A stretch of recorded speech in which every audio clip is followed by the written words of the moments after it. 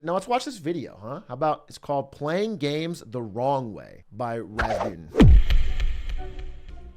Imagine for a moment that you're a video game developer. You and your team spend years coming up with and crafting a particular experience. You meticulously rework sections over and over in the hope of getting things just right. And then players finally get their hands on it, and...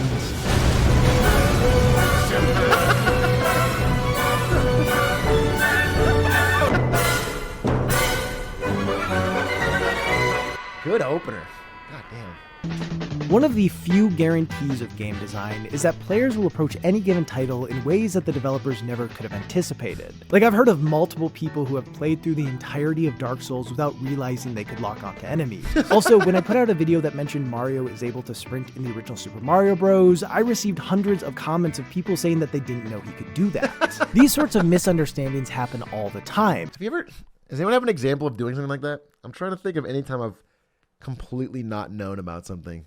Oh, Skyrim fast travel is a big one. I know plenty of people who didn't know about fast travel in Skyrim. But I didn't use fucking Descending Dark once in all of Hollow Knight. I literally 100%ed Hollow Knight. And I never used the iframes on Descending Dark. I never used it for damage. Also, Sekiro. Dude, having learned more about Sekiro after I beat it, people use firecrackers all the fucking time. I only use the sword, bro. You watch somebody fight the monkey and just firecracker, hit, firecracker, hit. And I just go, ching, ching, ching, ching, ching, ching, ching. But to be honest, what interests me even more are the intentional ways people play games quote-unquote wrong. The ways that don't come from a lack of understanding of a title's mechanics, but instead from a keen awareness of them that players utilize to create their own experiences with. First time I saw this, the fucking one-hit KO magic beam, I thought it was the sickest fucking thing I've ever seen in the game. And every time I've seen it afterwards, I hate it. One of the most obvious examples of this can be seen with speedrunning, where players pull apart every aspect of a game to find the fastest way to beat it. Through unintended combinations of mechanics, they essentially break the game. And even though there are many developers wait a minute! To find the fastest way to beat it. Through unintended combinations of mechanics, they essentially break pistol the snipe? game. And even though there are many developers who do design their I don't know who first invented that, by the way. I want to give a shout out, but I don't know who first came up with the cliff skip pistol snipe. Somebody great. The argument could also be made that this can be seen with certain competitive scenes, Super Smash Bros. Melee being one of the most notable. While things like wave dashing and L canceling were known mechanics to the dev team, Sakurai and company never could have predicted the way these elements would be combined, mastered, and exploited by the players. So sad that Sakurai found out about the competitive aspect and then hated it. Because if he'd have like leaned into it and we got a faster ultimate and a faster brawl and a faster Smash 4, like would have been so fucking sick. But instead, he like added tripping and brawl and made everything slow and clunky because he didn't want it to. Just a bummer. It may be an in-depth and planned-out approach to a playthrough, like beating a Mario game without collecting any coins. It may be one powered by external factors, like killing all the bosses in Elden Ring while using a drawing tablet. Or it might be small, simple tasks thought of in the moment, like getting on a motorcycle and trying to land it on top of a building in GTA 5. What matters is that the player is setting an alternate win state that pushes against the intended experience. This reminds me of Teardown. This is why I love Teardown. In Teardown, I never feel like I'm doing what the developer intended, which is awesome. I always feel like I'm finding my own solution. It's fine, because this is a good spot. No, you guys think this is a bad spot. This is a good spot. Like, this is like where we want it to be. There's no clearer angle than this. It's nicely tucked in. And as an avid fan of playing games and watching them be played in the wrong way, I've recently found myself wondering why. I think this is why so many people can watch 45-minute speedrun deep dive videos on games they'll never play. You know, I think there's just something really, really fun about seeing something systematically broken down, even though they never, ever want to do it themselves. Yeah, I don't know. Maybe he's going to explain in this video. I don't know what itch it scratches, but it definitely scratches an itch. So in order to get a better understanding of the topic, I reached out to the world's foremost expert on playing games in the wrong way. I'm Doug. I'm a YouTuber and streamer, and I make a lot of videos about playing games in really, really stupid ways, and often having my viewers help me in playing the games in very, very stupid ways. I've mentioned this, talking about the Point Crow Philly story, but I met Doug for the first time there and had to sit down and talk with him. And I learned his actual backstory. And I got so much incredible respect for him. He came up grussling, working for ESL, doing way too much fucking work running esports events, and then worked for Tempo Storm and Reynad, doing even more but lesser paid work, running esports events with no budget, and then finally said, "F it, I'm gonna do my own shit," and it instantly blew up. Halo 2, when that came out, that was a huge deal, and everybody loved the single player, and especially the PvP multiplayer, but me and my friend spent an entire day. There's a mission where you drive a tank down a bridge to save some city in Earth, and we just shot each other with tanks for like 3 or 4 straight hours and made no progress in the mission. And I remember going away from that being like, man, Halo's awesome, but like that is not how you're supposed to play Halo at all. Almost every modern game comes from a mod that was created for fun, for free. League comes from Dota, which was built in an in-game editor for Warcraft 3. TFT comes from Auto Chess, which is the same thing. All the battle royales come from DayZ, which is an Arma mod. CS:GO, fan created mod. TF2, yeah, all this shit. Almost every modern big game was actually invented by the community just to be fun. I mean, I think certain games just have more of a sandbox or set of tools that can be applied in a lot of different ways, where they've developed it so that all the tools in the game can interact in some sort of interesting or unexpected ways. That's one of the things I think makes Hitman such a great game to speedrun. It's I think it has like 240 different weapons and items.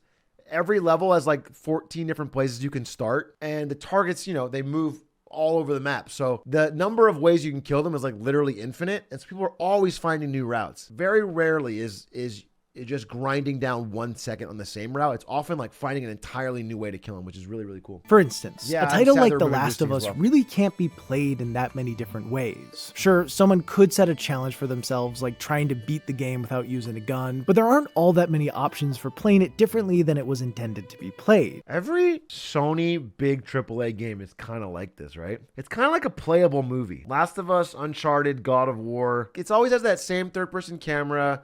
It's kind of on rails. It's very beautiful the one time you play, but you don't really replay it. With that said, there is a valid argument that games can have too much flexibility. With titles like Minecraft or Gary's Mod, they offer so much freedom that it almost makes it harder to have sufficient stakes. And that's not the case for more structured titles. Pushing against the defined limitations of a game and its world breeds a type of creativity that can be difficult to cultivate when just given free reign over a system. When a game has That's interesting. limitations, you have to learn how to finesse things in just the right way to accomplish your goals. The thing is, games like Minecraft and Gary's Mod can still have this if you just don't allow yourselves to use the God mode tools. Gary's Mod expressly can be incredibly fun if you don't let yourself fly around, do whatever you want. Like if you have to actually try and find a way to build a flying machine out of only things you have, then yeah, it's really, really fun. More often than not, the times when I engage with a title in the wrong way are born out of some organic discovery. Is it possible to place a message over there? Can I get from this side to the other without touching the ground? For games that are more flexible with what players can do, it is much easier to go back to them because their systems can be applied to a variety of different situations. This is one of the first examples I do remember of doing something like this and feeling so sick. When you move the item outside of the shop so you can steal it, you actually feel like such a fucking hacker, man. You feel like you really outwitted the game. Yeah, you can take a bucket and put it on their head so they can't see you steal. That's actually one of the all-time great tricks in gaming history. It's actually so funny. That's so old, I think I saw that in a magazine. Another key aspect that is often associated with playing games in the wrong way is doing so with other people. Man, like, it's so much cooler to achieve this incredibly stupid thing in GTA 5 because Twitch chat landed an airplane rather than, like, me just doing it by myself in a vacuum and then telling people about it after the fact. Doug playing GTA 5 alone, lands an airplane normally, and then tells his friends about it after the fact. Is definitely not the same. That would be a fire video. It's not even a video of him doing it. It's just Doug telling the story of how he played GTA 5 once and landed the plane. One of my now favorite examples of this happened just after I played Journey for the first time. Never played I adored it and wanted to watch everyone I knew play it so I could live vicariously through them. It was a late night and a group of us were all watching my friend Adam play it. He got through the majority of the game in the way I expected. That is, up until right before the end. He began his final ascent up the mountain, and right when he was about to get there, he went off course for a moment and accidentally glitched into the mountain itself. After it was clear to me that he wouldn't be able to continue, I told him to reload the game so that he could keep going and see the end. But He refused, simply saying no. For I am the king of the mountain now. The experience belonged to him, and he chose not to see the glitch as a mistake, but instead as a moment. So that's why the Pokemon developers made Scarlet and Violet so incredibly buggy. They weren't just rushed to market to make Nintendo more money. They were trying to give every player a unique and beautiful, one-of-a-kind experience. Thank you, Nintendo. Thank you, Game Freak. While this sort of thing could happen to someone when playing the game alone, it is hard for me to imagine it having the same kind of impact, it being a moment that was shared between us. What I really love, though, is when you can share with specifically 9 other people on some sort of rift where you're kind of trapped together, calling each other slurs, wanting every moment with every fiber of your being to kill those other 9 people. That's when I know I've had a moment that we can all remember and all cherish together. Yeah, a real example is probably Tree Sentinel, though.